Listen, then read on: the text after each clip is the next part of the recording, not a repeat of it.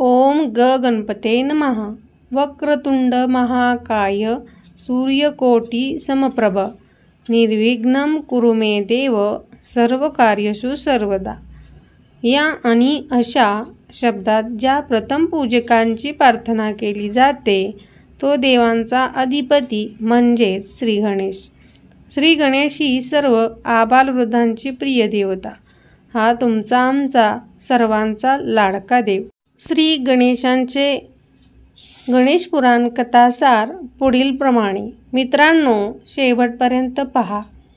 श्री गणेश पुराण कथासार अध्याय 12। ओंकार स्वरूपी श्री गणेश। सूत पुढे निवेदन करतात की ब्रह्मदेवाकडून श्री गणेशाच्या त्या मंत्राची माहिती मिळाल्यावर महर्षी व्यासांना मोठा आनंद झाला। ते म्हणाले, हे देवादिदेवा श्री गणेशाचे जे मंत्र तुम्ही मला सांगितले त्या गणेशाबद्दल अन त्या मंत्राची कोणास व कोणती सिद्धी लाभली ते आपण कृपा करून मला सांगा। तेव्हा ब्रह्मदेव म्हणाले, हे वत्सा, तुझी श्री गणेशावरील भक्ती पाहून मला मोठा आनंद होत आहे। प्रथम मी तुला त्या गणेशाचे मूळ रूप काय ते सांगतो, ऐक। ज्यावेळी या सकल सृष्टीचा प्रलय काळ येतो त्यावेळी सर्वत्र पंचमहाभूतांची प्रचंड मोठी वादळे निर्माण होतात। महाप्रलय होतो, मोठमोठे पर्वत कोसळून पडतात, आकाशात 12 आदित्य एकत्र गोळा झाले की सगळीकडे नुसती आगच आग पसरते, अवघी सृष्टी जळू लागते, पाण्याचा थेंबही राहत नाही, जीवनसृष्टीचा पूर्णत्वाने नाश होतो। त्यानंतर अनेक वर्ष तशीच जातात। त्यानंतर पुन्हा पृथ्वीवर प्रचंड मोठी मेघावृष्टी होते, सर्व चराचर जलामय होते। त्या जीवनातून पुन्हा नव्या जीवनसृष्टीच्या उत्पत्तीस प्रारंभ होतो। त्यावेळी श्री गणेश ही देवता अणुरूपाने अचिंत्य स्थानी निवास करत असते। जगात सर्वत्र एकच घोर अंधकार पसरलेला असतो। त्यानंतर ओंकार स्वरूपनाद ब्रह्मणामुळे पुनश्च नवसृष्टी रचनेच्या कार्याचा या गणेशाच्या कृपेने प्रारंभ होतो। निर्गुण निराकार नादमयी ओंकार हेच त्या गणेशाचे मूळ स्वरूप आहे। या देवतेपासूनच पुढे ब्रह्मा विष्णू महेश या मुख्य 3 देवतांची उत्पत्ती होते। पण आपली उत्पत्ती ही का आणि कशासाठी झाली आहे याची या देवतांना कल्पना नसल्याने ते गूढ जाणून घेण्यासाठी त्यांनी विश्वात सर्वत्र शोध घेतला। त्यांनी स्वर्गलोक मृत्युलोक पाताळलोक येथे 21 वेळा शोधकार्य केले, पण त्यांना आपल्या निर्मात्यांचा म्हणून काही शोध लागला नाही। तेव्हा पुन्हा तिन्ही देवांनी घोर तप केले। त्यांच्या अनेक वर्षाच्या अखंड तपानंतर एक दिवशी त्यांना आकाशात एक महातेजाचे दर्शन झाले। त्यांनी ते दिव्य तेज नेमके कोणाचे आहे हे जाणून घेण्याचा प्रयत्न केला, पण त्यांना काहीच उमगेना। तेव्हा ते त्या तेजाला आणि कानी घुमणाऱ्या ओंकारनादास शरण गेले। त्यांचे तप भक्ती निष्ठा अन शरणागत पाहून श्री गणेशालाच त्यांची दया आली। तो एक दिव्य रूप धारण करून त्यांच्यासमोर उभा राहिला। त्यांची ती सर्वांग सुंदर मूर्ती, मस्तकावरचा रत्नजडित मुकुट, कपाळावरचे गंध, सोंडेवरील ओंकार चिन्हाची खूण, कोट्यावधी सूर्याला लाजवेल अशी दिव्य अंगकांती, अंगावरील लखलखते रेशमी वस्त्र, गळ्यातले रत्नजडित मोतीखार, लांब सोंड, बारीक डोळे, सुपासारखे मोठे कान, विशाल उदर, चतुर्भुज मूर्ती, एका हाती मोदक तर एक हात शुभाशीर्वाद देणारा, तिसऱ्या हातात खडक तर चौथ्या हातात कमळ, कमरेवरचा दिव्य पितांबर, त्यावर सर्पराज सिद्धचरण असा तो श्री गणेश या दिव्य स्वरूपात त्या तिन्ही देवापुढे उभे राहिला। तेव्हा त्या श्री गणेशाचे ते नयन मनोहर दिव्य रूप पाहून तिन्ही देवांचे डोळे दिपून गेले। त्यांनी अनन्य भावे त्या ओंकार गणेशास शरण जात त्यांचे विनम्र भावे पदवंदन केले। त्यांची ती सर्वांग सुंदर काहीशी आगळी वेगळी पण नयन मनोहर मंगलमूर्ती आपल्या अंतर्गात साठवून घेतली। सूत म्हणतात की सृजन हो, श्री गणेशाचे ते दर्शन होताच स्वतःचे देहभान हरपून गेलेल्या तिन्ही देवांनी त्या आपल्या जनकांची कोणत्या शब्दात स्तुती केली तो भाग आपण आता पुढील अध्यायामध्ये श्रवण करूयात। श्री गणेश पुराण कथासार अध्याय 13। ब्रह्मदेवांची ब्रह्मांड फेरी। पुढील कथाभागांचा प्रारंभ करताना सूत सांगू लागले, त्या तिन्ही देवांनी त्या ओंकार स्वरूपी नादमयी श्री गणेशाची मनापासून जी स्तुती केली ती स्तुती ऐकून श्री गणेश त्यांच्यावर प्रसन्न होऊन म्हणाले, हे देवतांनो, तुम्ही माझी जी स्तुती केली त्याने मी प्रसन्न झालो आहे। मी भक्तांच्या मनातील भोळ्या भक्तिभावांचा भुकेला आहे। तुम्ही माझी गेली हजारो वर्षे अनन्य भावेची भक्ती, तप, उपासना केली, त्याचीच ही माझ्या दर्शनरूपाने तुम्हास मिळालेली फलप्राप्ती आहे. तुम्ही माझ्या स्तुतीवर जे स्तोत्र गायले, ते स्तोत्र जो कोणी भक्त त्रिकाल पठण करील, तो माझ्या कृपाप्रसादाचा पात्र ठरेल. त्या भक्तास सर्व ऐहिक सुखाचा लाभ होऊन अंतिम मोक्ष प्राप्त होईल. श्री गणेशाचे हे असे बोलणे ऐकून सर्व देवतांना आनंद झाला.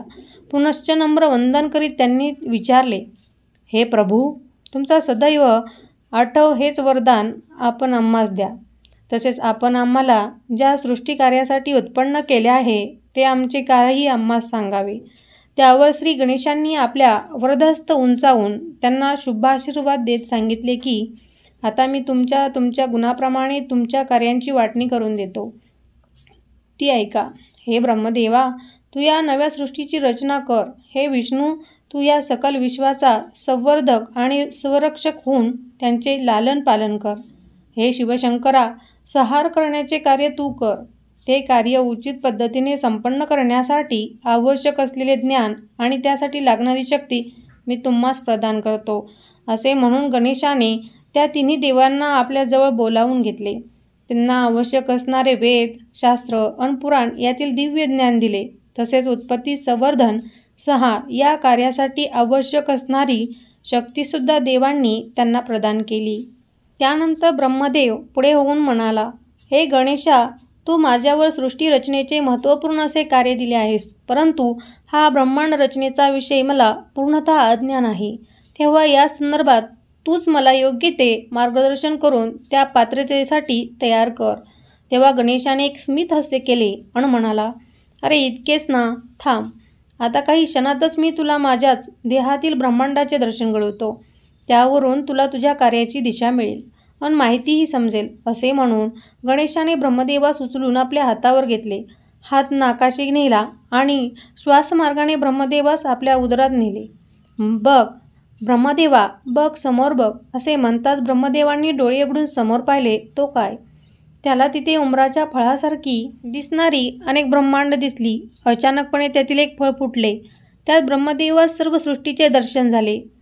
त्याला त्यात आपल्यासारखेच तिन्ही देव, ग्रह, नक्षत्र, तारे, सूर्य, यक्ष, राक्षस, मानव, ऋषी, मुनी, जपीतपी इत्यादीचे दर्शन झाले. अशी आणखी पण 1-2 फळे फुटत गेली आणि त्यात ब्रह्मदेवास 30 सृष्टीरचना प्रत्येकात दिसू लागली. अन्न कळत कळत त्यास आपल्या कार्याची नेमकी कल्पना आली. तो कृतज्ञपणे हात जोडून गणेशास म्हणाला, प्रभू, आपण तर ही सर्व निर्मिती आधीच करून ठेवली आहे. आता या अशा ब्रह्मांड रचनेचा नवा रचनाकार घडवण्यामागचा तुमचा हेतू काय आहे, हे खरोखरच मला कळत नाही.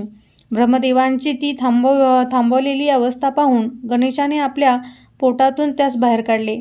चरणी नम्र झालेल्या ब्रह्मदेवाच्या मस्तकी आपला वरदहस्त ठेवून त्यास नवसृष्टी रचने पूर्ण तयार केले. त्यानंतर गणेशाने विष्णू आणि शंकर ह्यांनासुद्धा आपल्या उदरात नेऊन त्यांनाही त्या ब्रह्मांड दर्शनाचा लाभ घडविला. ते दोघेही ती अपार सृष्टी पाहून आश्चर्यचकित झाले. त्यांनीही श्री गणेश चरणाशी नम्रपणे माथा नमविला. अध्याय 4. ब्रह्मदेवांचे गर्भहरण. भृंगुऋषी श्री गणेश पुराण सांगत असताना सोमकांत राजाला पुढे सांगतात की, राजा, अरे मानवच काय, पण देवदेवतांना सुद्धा जो अडचणीत टाकतो तो षडरिपूमधला एक रिपू म्हणजेच गर्व किंवा अहंकार. या गर्व आणि अहंकाराने अनेकांना घात केला आहे. म्हणून कोणी कधीच धनसंपत्ती, सत्ता, वैभव यांचा अहंकार करू नये. इतकेच नव्हे तर ज्ञानाचा जरी अहंकार झाला तरी तो सुद्धा घातकच ठरतो. आपल्याला श्री गणेशाचे दर्शन दिले, उदरात नेऊन ब्रह्मांड दाखवली, सकल सृष्टीच्या निर्मितीचे कार्य आपल्यावर सोपवून आपल्याला सृष्टीरचनात्मक सन्मान दिला, सृष्टीरचनेचे ज्ञान दिले, या गोष्टीचा प्रत्यक्ष ब्रह्मदेवासुद्धा अहंकार झाला. आता मीच रचनाकार असे मानून त्याने त्याच्यावर सोपवलेल्या कार्याचा प्रारंभ करण्याचे ठरवले. त्याने आपल्या मनाशी काही योजना निश्चित केल्या, आणखी केली आणि कार्य करायचे या हेतूने तो सरसावला. पण प्रथम ग्रासे मुक्षिका अशी त्याची अवस्था झाली. त्याचे काम काही सुरू होईना. नेमके काय करायचे, कुठून प्रारंभ करावा हेच लक्षात येईना. एक एक करीत नाना प्रकारची विघ्ने ब्रह्मदेवाच्या पुढे येऊ लागली. त्या विघ्नांच्या भूतावळीने त्याच्या भोवती रिंगण धरून नाचायला सुरुवात केली. त्यांची बुद्धी भ्रष्ट झाली, कल्पना थांबली. जे करावे, रचावे, उभे करावे ते कोलमडून पडू लागले. त्यांचे मन, चिंता, निराशा, अपयश ह्यांनी काळवंडू लागले. खरं म्हणजे मी तर देवांच्या आज्ञेप्रमाणे एक चांगले कार्य करू पाहतोय. मग असे असताना ही संकटे का? हा विघ्नांचा अडसर का? बराच विचार करून सुद्धा ब्रह्मदेवास याचे कारण काही उमजेना आणि आता पुढे काय करावे ते त्यांना समजेना. त्या नाना विघ्नांनी ब्रह्मदेवास इतके छळले की तो शेवटी पार मेटाकुटीला आला. तेव्हा सारे मार्ग खुंटले. तेव्हा त्यांच्या मनातील संसद बुद्धीने त्यांना जाणीव दिली की ब्रह्मदेवा, अरे ज्याने तुला हे कार्य सोपवले त्या श्री गणेशाला तू शरण जा. त्याला हाक मार, तुझी समस्या त्यांना सांग, तू त्या विघ्नाचा नाश करण्याकडे साकडे घाल. तेव्हा ब्रह्मदेवाने आपले अस्थिर मन प्रयत्नपूर्वक शांत स्थिर केले. त्याने पुन्हा ते गणेश रूप आठवून त्यांच्या नावाचा धावा चालू केला. तो कळवळून गणेशास विनंती करू लागला की हे देवा, अरे तुझी आज्ञा मानून मी हे कार्य करीत असताना हा विघ्नांचा अडसर का? कशासाठी? असे झाले तर तू त्या कार्यास मला प्रेरित केले ते कार्य कसे होणार? देवा, तूच या सर्व विघ्नांचा बंदोबस्त कर, मला मुक्त कर, प्रेरित कर आणि त्या कार्याचा शुभारंभ करू दे. तेव्हा अचानकपणे तिथे एक प्रचंड मोठी आकाशवाणी झाली. त्या आकाशवाणीतून जे शब्द ध्वनित झाले ते असे की हे ब्रह्मदेवा, तुझ्या या कार्यात हा असा विघ्नाचा त्रास होण्यास तू स्वतःच कारणीभूत आहेस. हे बघ, कोणतेही चांगले कार्य हे कधीच चटकन पूर्ण होत नाही. दगडाचा देव घडतानाही त्या दगडाला टाकीचे घाव सोसावे लागतातच. ही विघ्ने केवळ तुझ्या मी ज्ञानी, मी सृष्टी रचनाकार, मी श्रेष्ठ, मीच निर्मळ या गर्वाने, अहंकाराने निर्माण झाले आहेत. तू प्रथम पूर्णपणे अहंकारित हो. मला शरण ये, तप कर, मी विघ्नांचा नाश करीन, मग तुझे कार्य उत्तम प्रकारे सिद्धीत जाईल. ती आकाशवाणी ऐकली मात्र दुसऱ्या क्षणी ब्रह्मदेवास त्याची चूक कळली. कान धरीत त्यांनी देवाची क्षमा मागितली.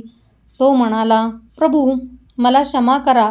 मी माझा अहंकार, त्यातून तुमचा सेवक या भावाने हे कार्य करीन. मला तपाचा मार्ग दाखवा, मंत्रोपदेश करा. असे म्हणून ब्रह्मदेवाने क्षमायाचना करीत कान धरले. पुन्हा प्रार्थना करीत हात जोडले. तेव्हा परत त्याच्या कानी शब्द आले, वत्सा, एक कर. एकाग्र चित्ताने तू फक्त वडाच्या झाडाकडे बघ. वडाचे झाड कुठे, कोणते? आता ब्रह्मदेवाच्या समोर तर नवीनच समस्या उभी राहिली. पण आता त्यांचा विश्वास घट्ट झाला होता की गणेश माझा पाठीराखा आहे. अध्याय 15. ब्रह्मदेवांची गणेश उपासना आणि वरप्राप्ती. भृंगू ऋषी पुढील कथाभाग निवेदन करताना असे सांगतात की त्या दुसऱ्या आकाशवाणीने ब्रह्मदेवास वटवृक्षाकडे पहा अशी सूचना केली. पण दूर दूर नजर टाकली तरी तिथे कोठेच वटवृक्ष दिसत नव्हता. मग या आकाशवाणीचा नेमका अर्थ काय हे जाणून घेण्यासाठी ज्यावेळी ब्रह्मदेवाने डोळे मिटले त्यावेळी त्यांच्या डोळ्यासमोर असा स्वप्न दृष्टांत घडला की आपल्या नजरेसमोरची सर्व सृष्टी ही अवघी जलमय झाली आहे. त्या पाण्यात एक वडाचे झाड शिल्लक आहे. त्या वडाच्या झाडाच्या एका पानावर एक छोटेसे बालक मस्त मजेत पहुडलेले आहे. त्या बालकाचे शरीर माणसाचे आहे तर तोंड मात्र हत्तीचे आहे. त्या एवढीशा बालकाला 4 हाते आहेत. त्यांची कांती दिव्य अशा तेजाने उजळत आहे. त्या बालकाच्या कमरेस पितांबर, गळ्यात रत्नमोतिक माळा आणि कपाळी ओंकाराची चंद्रकोर आहे. ब्रह्मदेव त्या तशा बाल गजाननाच्या रूपाकडे मोठ्या विस्मयाने पाहत असतानाच ते बालरूप गजानन त्या वटपत्रावरून खाली उतरले आणि ब्रह्मदेवासमोर येऊन उभे राहिले. जय श्री गणेश असे म्हणून ब्रह्मदेवांनी त्यास नम्र भावे वंदन केले. तेव्हा ते बालक श्री गंभीर बाणीने बोलू लागले, हे ब्रह्मा, तू सृष्टीनिर्मितीचे कार्य चालू केलेस, पण त्यात आरंभीच अनेक विघ्न आली. त्याला कारण एकच, तो म्हणजे मी ज्ञानी, मी सृष्टीकर्ता, मी श्रेष्ठ हा तुला आज आलेला वृत्ताहंकार, अहंकाराने भल्याभल्यांचा नाश केलेला आहे. त्या अहंकाराचा तुझ्या मनातून पूर्ण बिमोड होण्यासाठी, तुझे जीवित कार्य सफल होण्यासाठी आता एकच उपाय आहे. तो म्हणजे तू ओंकाराचा ध्यानपूर्वक ओम ग या एकाक्षरी मंत्राचा दशलक्ष इतका जप कर. त्या तपाने तुला पुनश्च श्री गणेशाचे दिव्य दर्शन घडेल आणि त्यांच्या कृपाप्रसादाने तुला तुझ्या कार्यात यशप्राप्ती पण साधता येईल. तो तसा स्वान दृष्टांत घडला. बालरूपात देवाने त्यास योग्य मार्गदर्शन दिले. एकाक्षरी मंत्राचा जप करण्यासाठी आज्ञाही केली आणि पाहता पाहता ती बालमूर्ती अंतर्धान पावली. पुढे खरोखरच ब्रह्मदेवाने त्या सिद्ध मंत्राचा दशलक्ष जप केला. त्या जपाच्या पुण्याईंनी त्यांच्या मनातील गर्व, अहंकार, ताटा यांचा पूर्णत्वाने नाश झाला. ते उग्र तपाचरण करीत असताना ब्रह्मदेवाच्या मुखातून तपोबलाने प्रचंड मोठ्या अग्निज्वाला बाहेर पडू लागल्या. ती त्याची उत्कंठ तपोसाधना, शरणागत भाव पाहून श्री गणेशास त्यांची भक्ती जाऊन पोचली